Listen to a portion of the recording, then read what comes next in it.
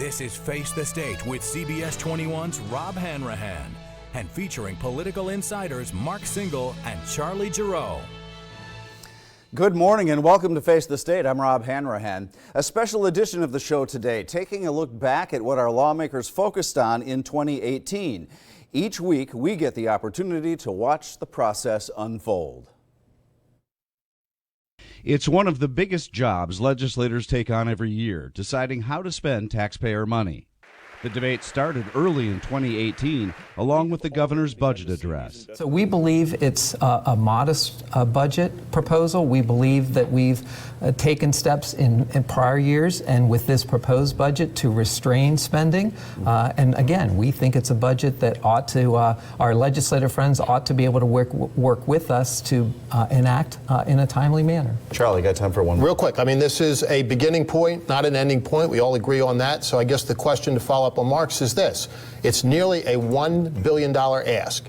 How close to that do you think we're going to be come June 30th? And Governor Wolf has never signed a budget. Do you believe that he'll have one this year that he will sign? Look, we hope to sign the budget. Again, we hope to get something enacted on time. Why do you think the governor is so awestruck with taxing natural gas and not so awestruck with taxing, for example, the timber that he makes his cabinets out of?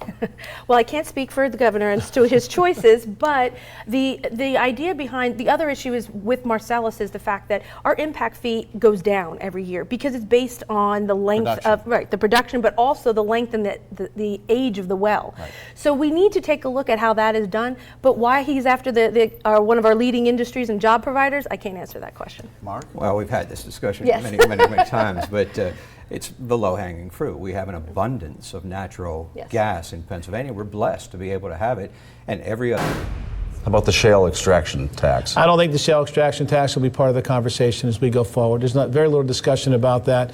Similarly, there's other proposals the governor put into place dealing with, for example, local communities paying for state police protection when they don't have their own police department.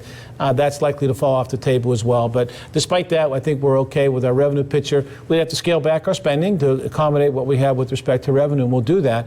But the governor's priorities, I think, will be part of this conversation, and our priorities as well. That's big news. That's the first I've heard. Yeah, those two items are probably just not going to be talked about. Yeah, well, I'll probably let the cat out of the bag a little bit there, but at the end of the day, that's not where things are headed right now. But I do think that we're going to reach agreement probably before June 30th. We did come together. It's an election year, so it makes it easier for people to try and come to an agreement. But we have got to understand, Pennsylvania's economy is not growing as fast as it needs to. We got a lot more work to do.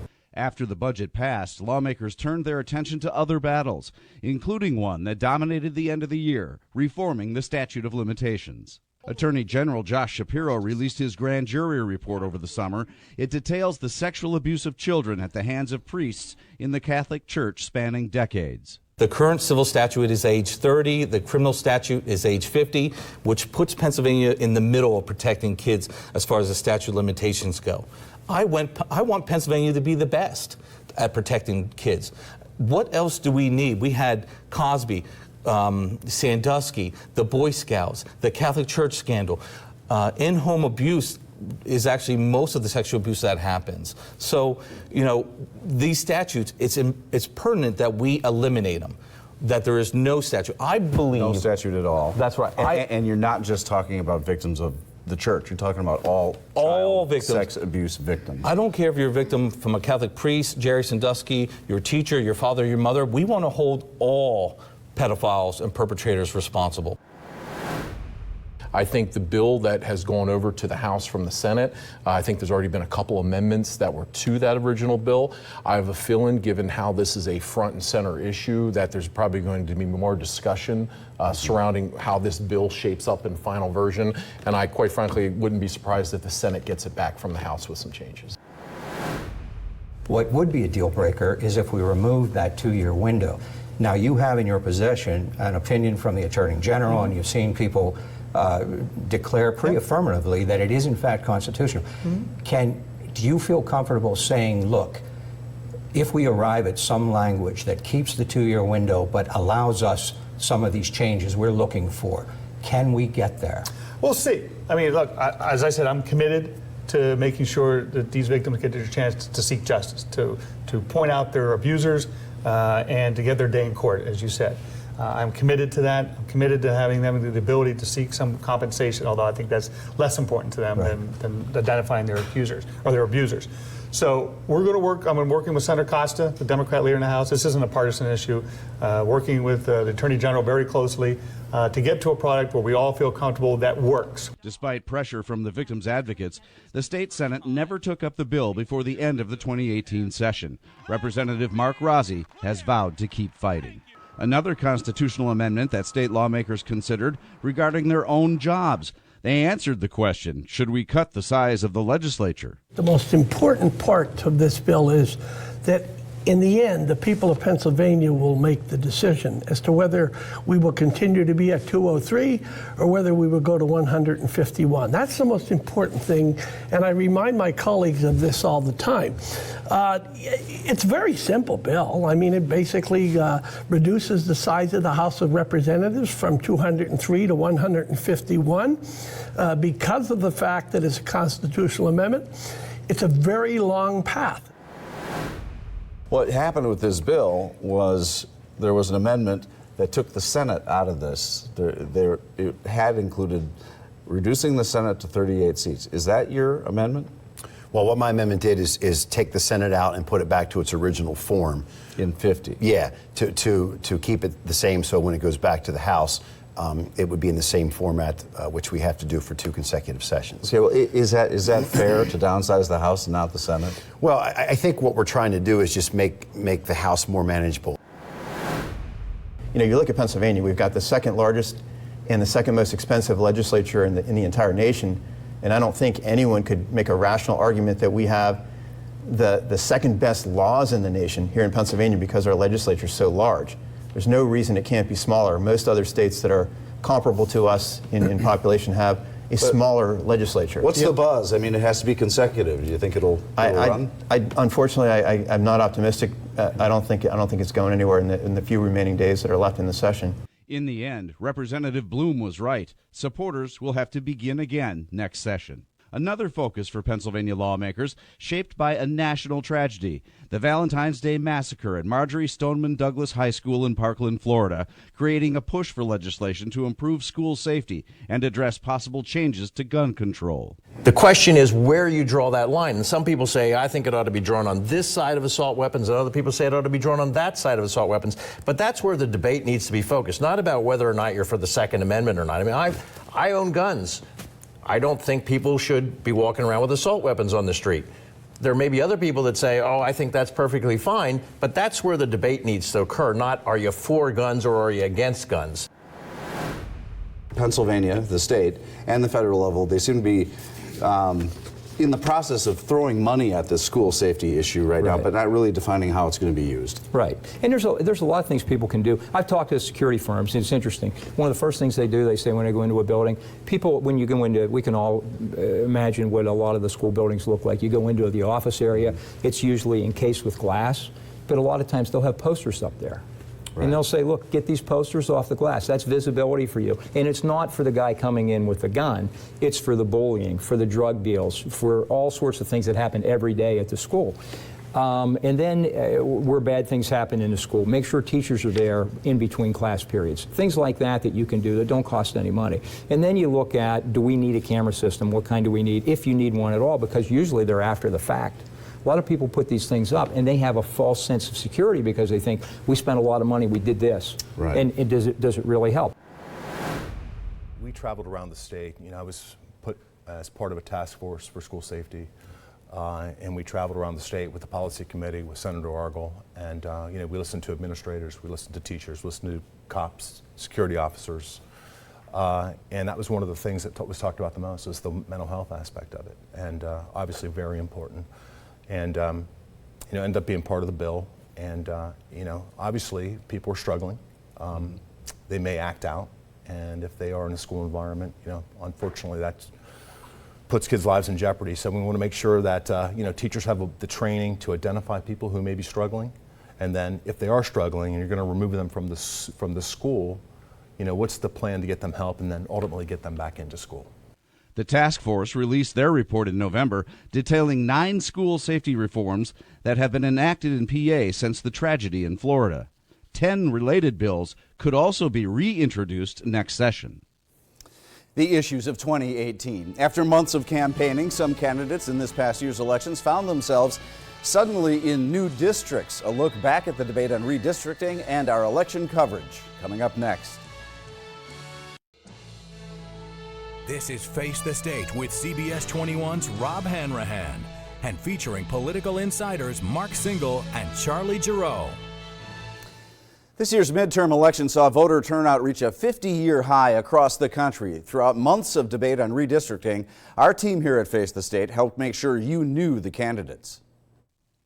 Before the primary election in May, the state Supreme Court struck down districts that had been established in 2011, prompting debate on how redistricting should be handled, and Senate Bill 22. Now, at the 11th hour, the Supreme Court has invalidated that map.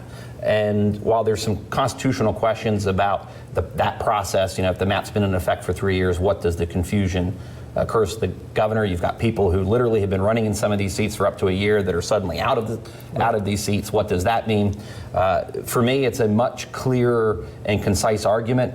The federal Constitution says the state legislatures have that ability to redraw lines. So while if you adopt that position, I don't think it's inconsistent to say the courts can perhaps invalidate the map for unconstitutional reasons. I think they had some of the same concerns as to why I didn't support the map. But then the remedy, and I'll quote Justice Max Baer, who's a Democrat, the remedy borders on being unconstitutional.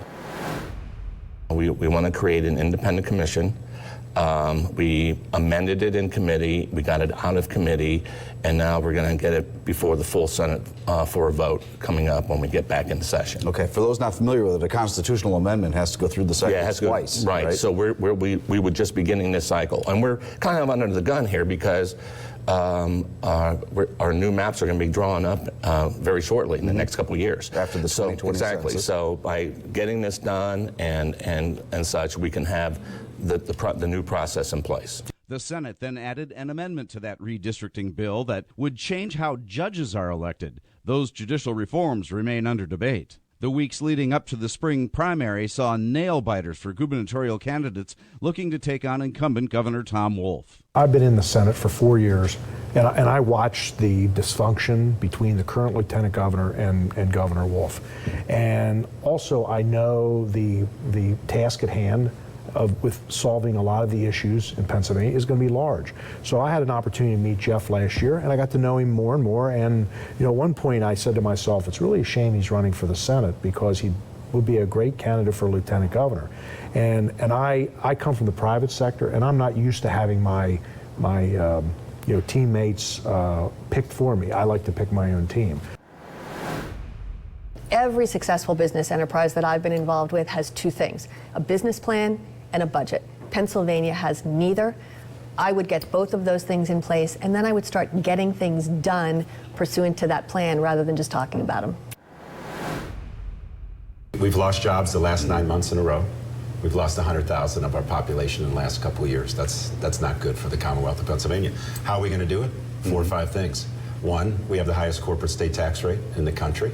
It's about 10%. We have proposed to lower it to 3.07. Roll back the oppressive regulations. I can't talk to a single business person in Pennsylvania without them talking about just how oppressive the Department of Environmental Protection, PennDOT, labor and industry are. The voters spoke at the primaries, and Scott Wagner and Jeff Bartos came out on top. Wagner leaving his state Senate seat up for grabs. I think there's 3 really important issues facing the constituents in the 28th senatorial district. I think overall, the economy. We are very heavily taxed in Pennsylvania. And I think it's really important to have people in Harrisburg that have actually been responsible and accountable to employees and running a business. I think the skill sets you learn about setting a budget, balancing a budget, accountability, responsibility, building consensus, all of those things are needed up in Harrisburg. When this seat opened up, I felt like all of the cards had come into play, and I needed to step up because that would be another way that I could help my community to take it forward and to help my constituents as well. What's most important is that we get a fair funding model for schools in Pennsylvania, and that we look to educators and the administration of schools that are really doing it right and come up with a good model that works.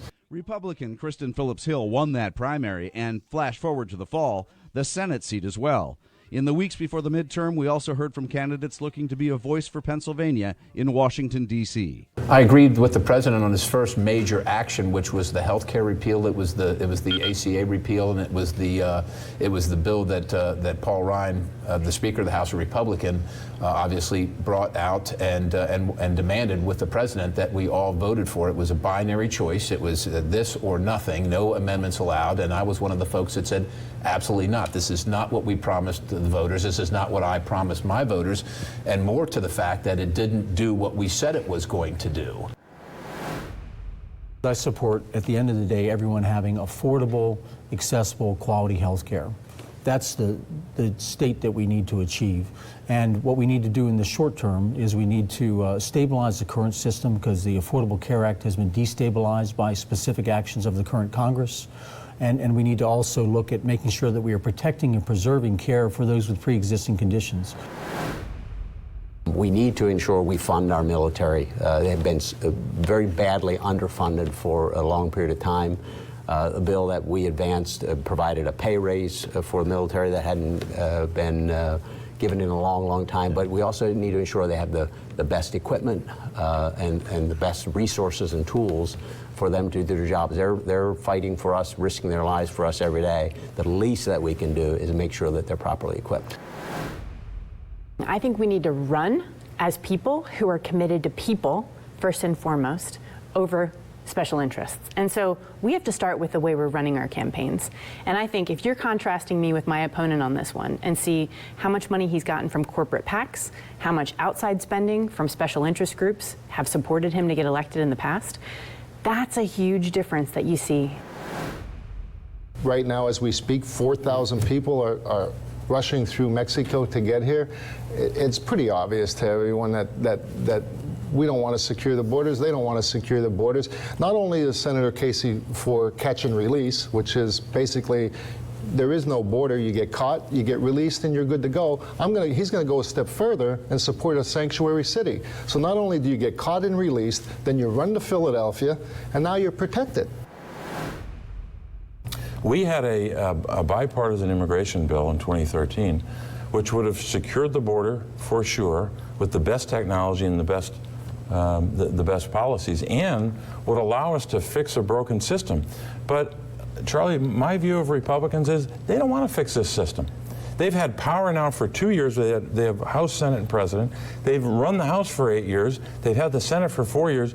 They don't want to fix it. They want a political issue to demonize people and divide people. And it's not working out for them, because people want us to solve problems, whether it's health care or immigration or lifting wages. When November 6th came, we saw more than a dozen seats flip at the state level, and Governor Tom Wolf claimed victory once again. Plus, Democratic U.S. Senator Bob Casey and the two Republican congressmen we just heard from all retained their seats. Well, we've reviewed this past year a little bit, but what lies ahead for 2019? We've got my amazing team here. We have John, we have Mark, we have Charlie, we have RJ. When we come back, we're going to talk about what's ahead for 2019 in Pennsylvania. Stick around. We'll be right back with more on Face the State. The gang's all here. WHP 580's RJ Harris is here, along with Charlie Giroux, my Republican strategist, Democratic strategist Mark Singal, and from the Patriot News Pen Live, John Misick. Let's just toss this out there, guys, because toward the end of last year, of 2018, and this program will be on the week before, but the governor suddenly decided, RJ, that he thinks we're ready for recreational marijuana. Could that become the 2019 issue? No, it's going to go down in flames pretty quickly, but I found it amazing that the governor spoke to John Misick just before the election and said that there was no way, I'm paraphrasing, and all of a sudden now he won, and it's a different sort of attitude. No, I think they'd like the revenue, but it's not going to happen. So, John, why do you think the change? You know what a difference a 20-point victory can make there, Rob. You know, Scott Wagner was opposed to it. Would have become a thing in his re-election race. Tom Wolf came in to see us. He said that he didn't think the state was ready, and we asked him what he meant by the state not being ready. He said, "I'm not ready." but apparently now in December he's perfectly ready to do that. I think RJ has nailed it, though. It's going to be a real tough row for them to hoe in the legislature. As a Republican, Charlie, you've never It been is. against this. I've never been against it, and it is going to be a tough road right now, but I'm telling you, it's the march to the inevitable. The fact that Governor Wolf could turn around in 100 days, the General Assembly will turn around in 1,000 days. This will happen at some point in the relatively near future in Pennsylvania. Yeah, curiously, it's one of those things that you would expect the reverse, but Charlie's for recreational marijuana. We've talked about it a lot. And I remain opposed to it. I just don't think we're ready for it yet. But you might be right. It might be inevitable because it's driven by the there's market. going to be a fiscal inevitability here. The IFO said there's a 1.5 billion to 1.7 billion hole going into the next fiscal year. There's going to be a borrowing bill that comes due from the tobacco settlement. They're going to be upending the couch cushions looking for revenue. And last I saw that we actually have more marijuana smokers now in the state than we do cigarette smokers. So that there's going to be especially at this table. Right. Speak for yourself, Governor. Careful where you go. I'm quite certain I have no idea what you're talking about. I always wondered what those gummy bears were you were eating. A softball for the Republican side, though. The governor set up a commission to talk about districts in Pennsylvania. Do you think this is going to work? Some Republicans have spoken out against this, Charlie, saying give you a it didn't go long through the television-like legislature. answer. No. I Okay. mean, this is political posturing on the part of the governor, and you expect that from him. Right. And so this is just a little bit more. It will have no force and effect, thank goodness. RJ. Yeah, I agree with Charlie on just that. a no. Yeah. Well, as you would expect, I disagree. I think it was a legitimate attempt to put together a bipartisan group of people to take a look at it.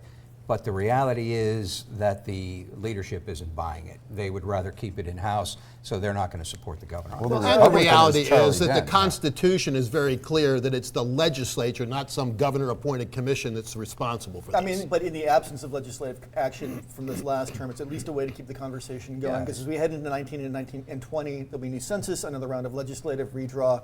And I agree with you that it doesn't have any actual impact, but as a way to keep a conversation going about an important issue, I think it was the right thing to do. I got a minute left. I'm going to go around the horn. Short answers. RJ, the most important thing the legislature should pick up in 2019, and the thing they actually will. Corporate tax rate. I really, think they have to do something about that. We have businesses still leaving the state over that. What do you think they will take up? They'll take up the severance tax, but it won't happen. Charlie. I tend to agree with RJ. Keep taxes down. If you tax something, you get less of it. The Pennsylvania General Assembly, I think, understands that. I hope Governor Wolf will figure it out. John, what do you want them to take up, or do you think they will? All right, it's going to be a difficult fiscal picture. It's going to be a long budget season. I think we're going to be here post-June 30th talking about how they're going to fill holes in the budget. In the wake of U.S. Senate action just the other day on that First Step Act, it was nice to see them come back and take a crack at further sentencing reform in Pennsylvania and try to cut down on corrections costs. All right, Mark.